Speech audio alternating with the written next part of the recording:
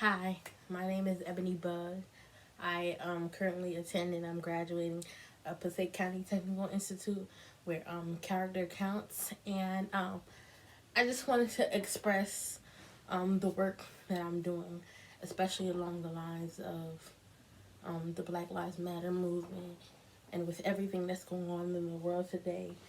Um, when I actually, still to this day, I can't bear myself to watch the video of George Floyd being brutally murdered, but it was just so much buzz, I guess, on social media, and actually even before then with Ahmaud Arbery, it was just so much buzz, and I felt um, deeply saddened because it felt normal.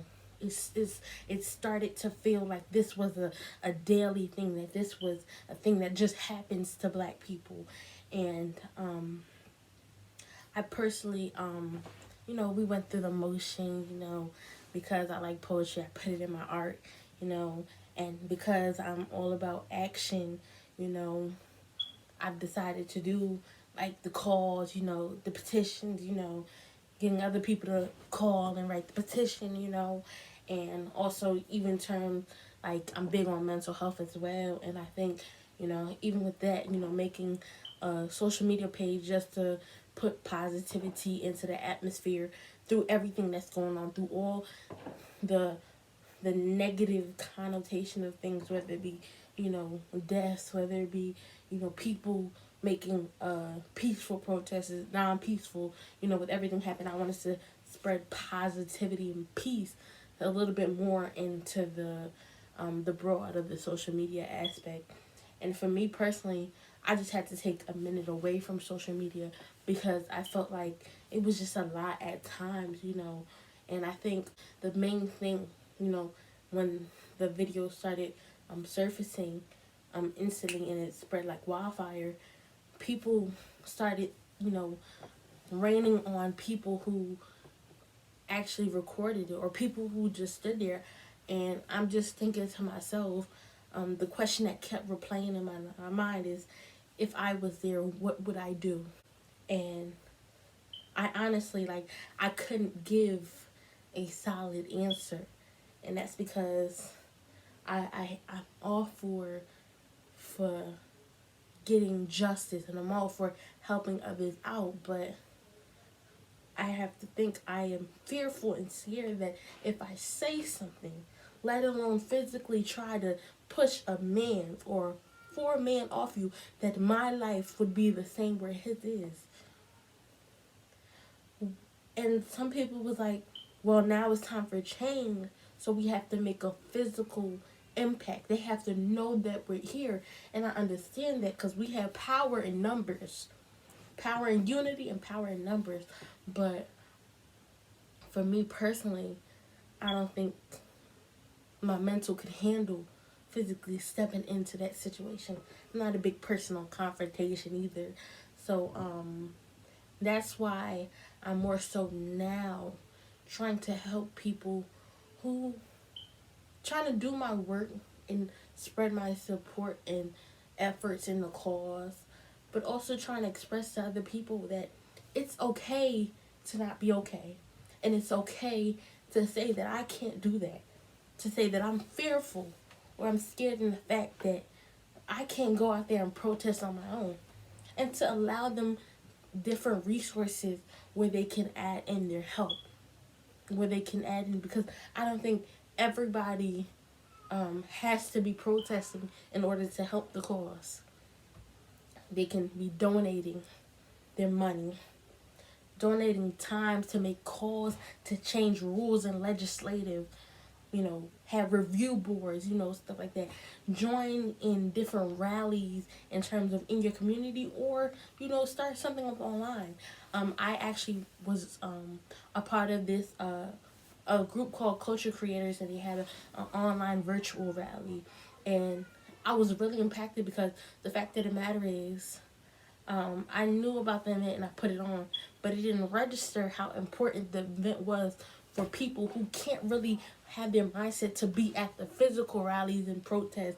So, and maybe I could have spread more awareness to the event to say, hey, come out, and because they were able to share their views, opinions, and thoughts sitting at the same table with people who are actually on the front lines, people who are actually going out and leading these marches, leading these protests by the hundreds, by adults and by viewers who have a big social media impact, and how to change the trajectory of saying it's important to vote. It's important to do this. It's important to do that. So personally, even today, I think what's great in the city of Patterson is that this young lady, I'm calling Miss Rudolph Christian, but she actually decided that even at that young age, being graduating 8th grade or whatever the case may be, she said that this isn't. Her eyes are open, especially because we're in a pandemic, COVID pandemic, especially with social media and everything that's going on. You cannot hide this anymore. This is not scaled down. Too many times this has become a cycle that our lives don't matter, that African Americans, that people of minority, our lives don't matter. And we're not fighting to make sure that our lives matter more. We just want to be included. We just want to say that my life matters just as much as yours. And to be quite frank, I believe the saying that all lives will not matter until Black lives matter as well. And I just personally, I ask God to bring peace, prosperity, strength, healing to all those not only who are at home trying to fight the cause, but who are out there on the streets. Even today when I went to the rally, it was emotional because, yet again, we need change, not only in our community, but in the world. And we just, as a people, we just trying to get it together to find one common solution. Because we've been doing stuff over the past, and as you can see, it's nothing has changed. Over 400 years of being put like we were less than. And still to this day, when we say the Pledge of Allegiance, justice for all, we're not really getting justice for all. When is that going to actually mean something? When are we going to say justice for all really means justice for all in the United States of America? So, again, that's just some of the work I am doing. Also, during this pandemic, even before the George Floyd murder happened, I personally was invested in using this pandemic to actually be more productive and doing some things that I was putting forth and dreaming of. And a part of that was me self-publishing my own poetry book. And even though I'm in the process of doing that, and I don't want to rush art with the other things that I'm doing, especially since I'm graduating, I wanted to have my own custom t-shirt line, custom t-shirt business called Created Unique. And what Created Unique is, it's a business that not only empowers my culture, African American culture, but it also empowers Christianity into the mix of things. Also, just bringing real life issues to pass. So I'm just starting out, so bear with me. I'm proud of myself. It took me a while to come out and say that, but I'm proud of myself because I decided that through all the naysayers to say, oh, nobody's gonna buy the t-shirts because we're in a pandemic, or you're too young to be doing this, or you don't have the focus, you don't have the drive, you don't have the money, especially with me going into college. Like, I was able to start something. So I'm trying to work on now doing a t-shirt that empowers and embodies wanting to get freedom, needing justice, demanding change. So I'm trying to get all that into a body of a shirt, and I want to at least do, because I know for a fact my business is a business, and I'm trying to actually for the money I put out, I'm trying to at least cover those costs. But for that shirt particularly, and for other shirts that I may do along the line, I want to donate 50%, if not all, of the profit for those shirts to Black Lives Matter movement in my own city of Patterson. because I think change comes within. So when I start to change on myself and on my community, that's when the world will eventually get better. I just thank you for the opportunity. I know this might be a little long winded, but I'm passionate about change.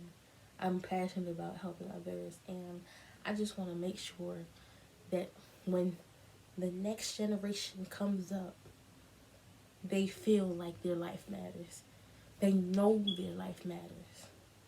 And that the world believes them also that their life matters. But it starts with us. The youth, I believe, is the next generation of change. I am speaking that into existence. This is the generation of change, and I believe it. So, to close this up and wrap this up, I know this is long, but I want to encourage you, my black queen, you, my black king, to smile, to be positive, to be filled with peace. And I'm praying for protection over you as you fight any battles that the enemy has set up against you, oh God. And I just speak life into you. And I encourage you that even if you cannot go out there and be the protester, if you can't lead the rally and the march, you can lead it at the home base. You got work to do at the home base. Encourage people to vote. Put the right people in office. Even in your own city.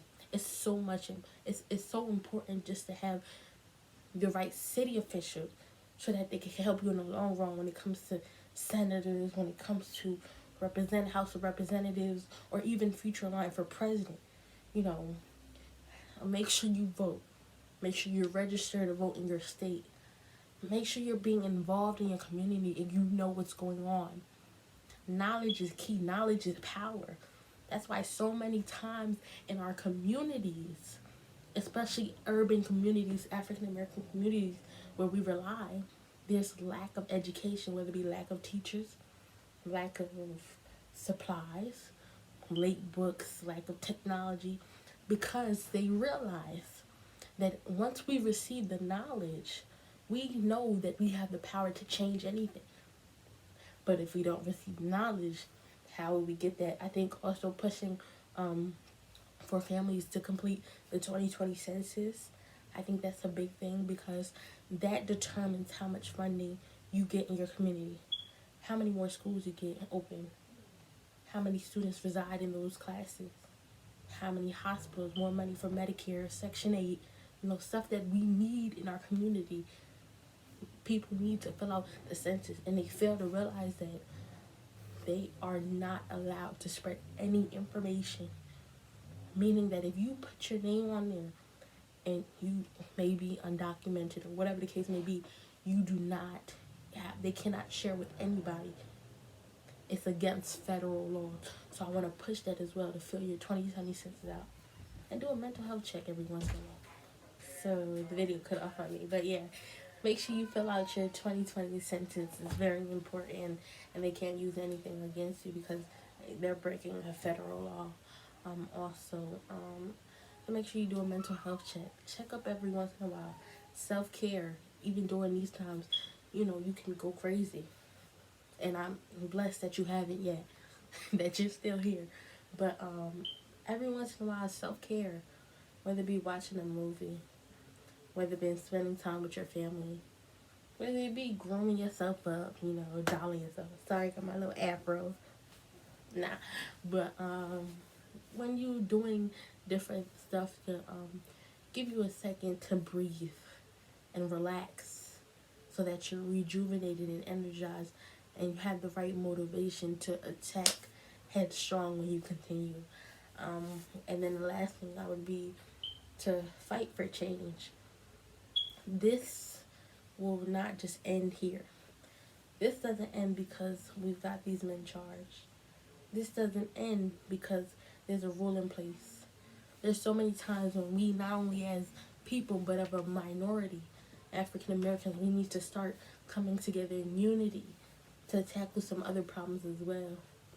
Like education, making sure our children or our future children, they have the right education, make sure they have the right medical attention, because the COVID is killing a lot of percentage of African Americans out here. And I think it is our time to actually do something about it, which is why we should fill out the 2020 census. But then again, I thank you for the opportunity, for the scholarship, and I pray for you as I conclude, and I'm thankful for you, and I'm grateful that you're here. You're loved. I love you. And nobody said it today. Ebony loves you. I love you. Stay blessed and stay not stressed. Don't say stressed. Stay not stressed. Thank you.